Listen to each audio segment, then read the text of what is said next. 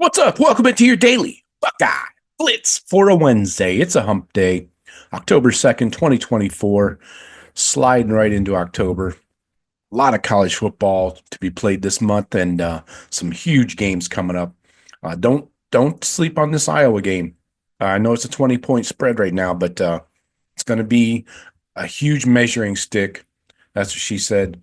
No, a huge measuring stick for the Buckeyes to really face a strong run team, similar to the Cheaters, and a strong defense, also similar to the Cheaters. So, and a quarterback who is basically not functional as a quarterback, also the Cheaters. So, Iowa's kind of a mirror image of the Cheaters. So we get a little measuring stick to see how we fare, but.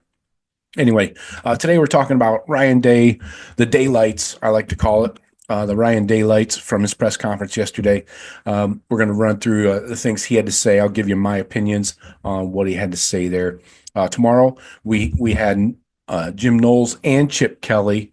We'll talk about both of those guys. Chipper with his usual, lines, just dropping lines, man. The guy. I wonder who writes his material because that person needs a raise. But anyway, Ryan Day, the head coach, wanted to thank, first off, the fans who traveled to East Lansing last week for the Sparty game.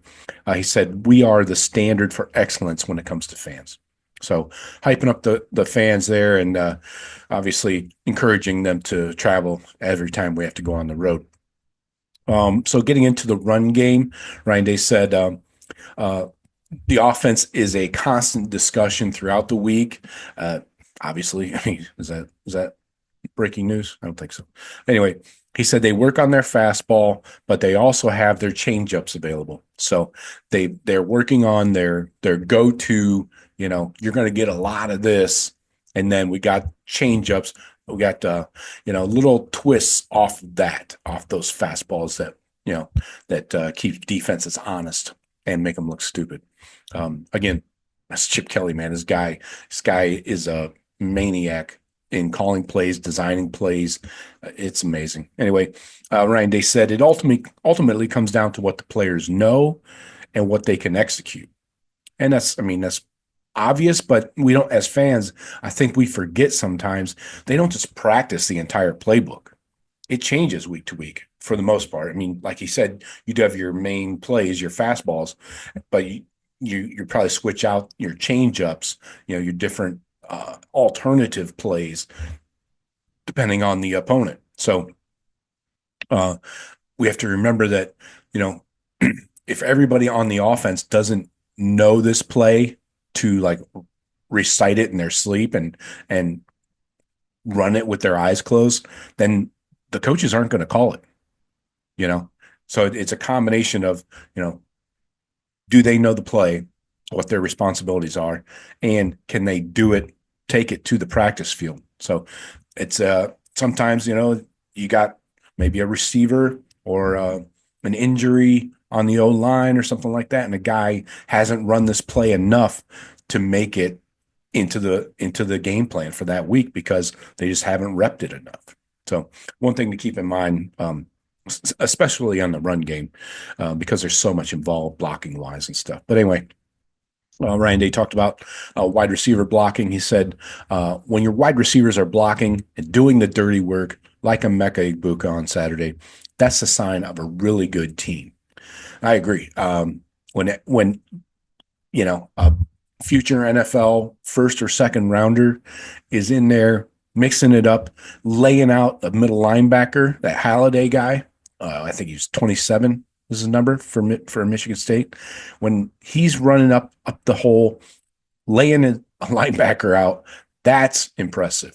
By the way, Friday, hope you'll join me for 4:30 Eastern on YouTube, Twitter, and Instagram. Checking off Facebook. I'll get back to you on that. But anyways, we'll be live 4:30 Eastern. I'm going to have some video. I'm trying to do every Friday on our Buckeye Rush Hour shows, trying to do some video clips to give you guys, some context of what we're talking about. We're going to focus on, we'll do most of the Michigan State game, some highlight plays and the defense. and some other stuff. So check it out, 4:30 p.m. Eastern. Anyway, uh, I've got some good video of Mecca's blocking. That was the point. Um, Ryan Day was asked about the fourth downs. He said he was asked if he's going for it more this year. He said it's all about the situations and staying aggressive. They look at it week to week. Some of it has to do with where they are in the field, of course. Um, he said on one of them, they were just out of field goal range that he felt comfortable with. So they came out of a timeout, felt they had a good play. Then on the fourth and goal from the 3, he felt a touchdown was more important than a field goal. They have some analytics that gives them info, but for the most part, you still have to trust your gut and your team. You know, um, he said both fourth down throws were really well thrown against tight defenses. Um, he talked about continuing on. He said with this team and his role, Day can target things a little bit faster. He's able to focus more on what really matters and how hard the guys are playing. And he said we're all coaching aggressively across the staff. He said they're trying to keep from being predictable on fourth downs as well. So that's definitely something you want to avoid. He said we didn't play great the other night, but they made game-altering plays, talking about the turnovers and stuff like that in the red zone. On the quarterbacks, he was asked if Will Howard is locking on to his receivers. Day said he hasn't recognized that. On the interception, he could have moved to his next progression. I'll have video of this one on Friday as well. From my point of view, it looked like he locked on Emeka, even with the corner right in front of him, and then the linebacker had 3 or 4 steps to get in front of that ball. So it looked like he locked onto Emeka there. But yeah, so today's point, Will should have moved on to his next progression. Randy said Will's doing well at recognizes when to move on to his next progression or to the other side of the field. And it comes down to your eyes and where you're looking. So again, I think he stared down Emeka on that play. He was asked about Aaron Nolan. Got his black stripe removed last week. That was huge for the lefty quarterback. He said there's a sense of accomplishment there. He's focused on getting better, and he has a team that cares about him. He has earned the respect from his coaches and teammates, and that's huge for a young player, obviously, yeah. Wide receiver. How are defenses adjusting to Jeremiah Smith? I'm still trying to get over this freaking head cold. I know, it's annoying. Hopefully by the weekend. So how are defenses adjusting to Jeremiah Smith? He said a defense can't focus on just one guy with this offense because of everything they have, everything else they have, and playmakers, and that's fine. I'd go ahead and try and shut down Jeremiah because that just means Emeka and Carnell are going to go off. On the right guard position battle right now, that's kind of been reopened. He said he's not there yet on deciding on Tegra or Austin Sareveld for this week, but both graded out similarly last week, according to them. And he said they'll see how this week goes and figure out who will start. On the kick returner, he said it's a fluid situation. Emeka was back there last week. They weren't really expecting to have any returns last week based on how the Michigan State kicker was kicking. He basically just put them through the end zone, which is probably the smartest move anyway. But we'll see if maybe Ennis gets back there. I would like to see him at kick and punt return, so we'll see. On the defense, safeties, he was asked about Caleb Downs. He said he was asked how different is it to have somebody like Caleb Downs, and Ryan Day said he made some huge plays in the middle 8 of the Michigan State game. The middle 8, meaning the last 4 minutes of the first half, first 4 minutes of the second half. So teams try to win that middle 8, they call it. It's a key area in the game when you're looking at it from a time span. Ryan Day said Caleb's preparation is remarkable. His ability to play fast is part of his makeup. Linebackers, he said Sonny Styles has made the transition pretty rapidly from safety to linebacker. He said anytime you're doing things for the first time, it's a learning process.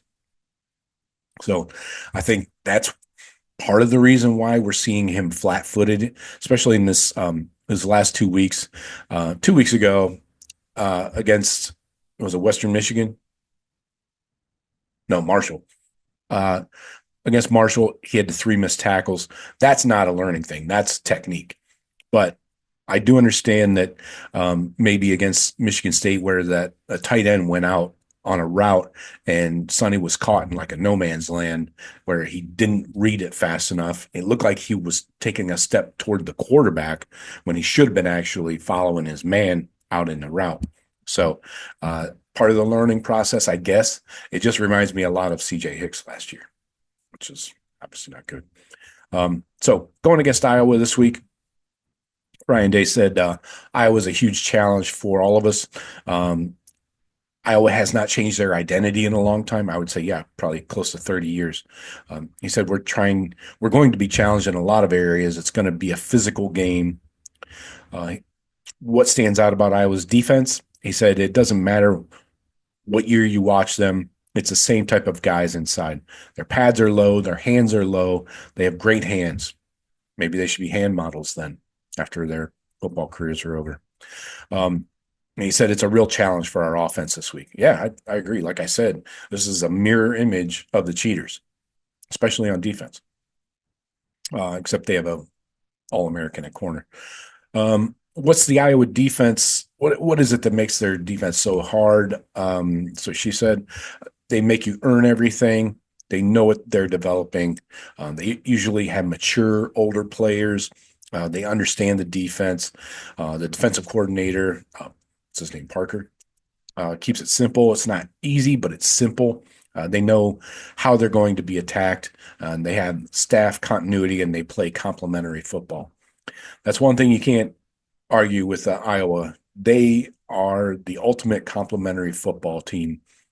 If they're lacking in one area on offense, they'll just make up for it in defense and special teams. Um, he said you can't get too fancy or cute scheming up against Iowa. You can't out scheme them. You have to play hard and execute. So all of Chip Kelly's fancy plays and tricks and trinkets and whatnot doesn't mean shit if you can't go out there and execute plays successfully too. Um, this question kind of was funny. To finish it up, he was asked, "Can you imagine coaching in your 26th year at one place like Kirk Ferentz?" Ryan, they just said one word: no. So enjoy him while he's here, Buckeye fans. Ryan Day will not be here for 26 years. So interesting stuff, especially talking about the dirty work by the receivers. You see it paying off. It means a lot to the rest of the team. Um, Not a lot to worry about with Will Howard and the INT. I mean, you just have to be able to overcome. It looks like one or two bonehead plays by Will Howard every game. So that's up to the rest of the team. One play should not determine the outcome of the game. Like Ryan Day has said, leading up to the season, leave no doubt. Now, I see that you see that in his aggressiveness on fourth downs, and again, that one play should not be the difference. One INT should not be the difference in the game. So let's see how things go this week. Again, I'm really excited for this Iowa game. I think it's going to be awesome, and really geared up. A 3-touchdown favorite. I'll be taking those points just to give you a little heads up on where I'm leaning on my best bets for Saturday. But I'll have those ready for you Friday night. And again, hope you'll join me 4:30 Friday live. And we'll talk to you later. Go Bucks.